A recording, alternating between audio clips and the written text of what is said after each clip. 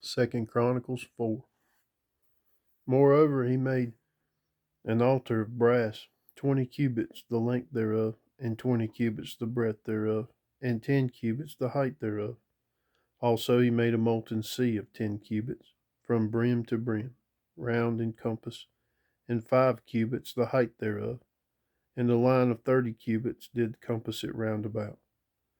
And under it was the similitude of oxen, which did compass it round about, 10 in a cubit, compassing the sea round about.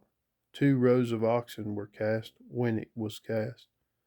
It stood upon 12 oxen, 3 looking toward the north, and 3 looking toward the south, toward the west, and 3 looking toward the south, and 3 looking toward the east. And the sea was set above upon them, and all their hinder parts were inward.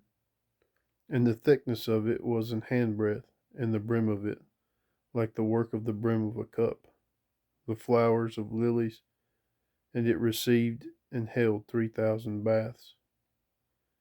He also made he made also 10 lavers, and put them on the right hand and 5 on the left to wash in them, such things as they offered for the burnt offering. They washed in them, but the sea was for the priests to wash in.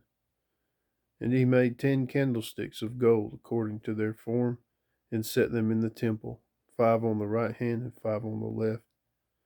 He made also 10 tables, and placed them in the temple, 5 on the right side and 5 on the left. And he made 100 basins of gold. Furthermore, he made the courts. He made the court of the priests, and the great court, and doors of the court, and overlaid the doors of them with brass. And he set the sea on the right side of the east end, over against the south.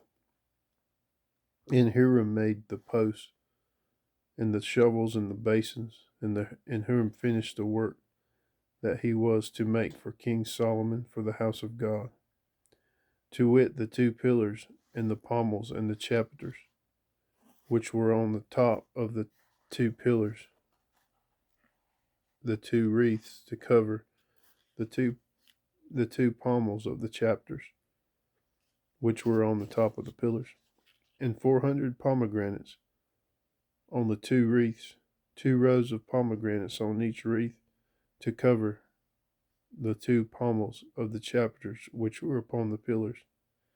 He made also bases and lavers, made he upon the bases, 1 sea and 12 oxen under it. The pots also, and the shovels, and the flesh hooks, and all their instruments did Hiram his father make to King Solomon, for the house of the Lord of bright brass. In the plain of Jordan did the king cast them, in the clay ground between Succoth and Zeredethah. Thus Solomon made all these vessels in great abundance, for the for the weight of the brass could not be found out. And Solomon made all the vessels that were for the house of God, the golden altar also, and the tables whereon the shewbread was set. Moreover, the candlesticks with their lamps, that they should burn after the manner before the oracle of pure gold. And the flowers and the lamps and the tongs made he of gold, in that perfect gold. And the snuffers and the basins, and the spoons and the censers of pure gold. In the entry of the house, the inner doors thereof, for the most holy place, and the doors of the house of the temple were of gold.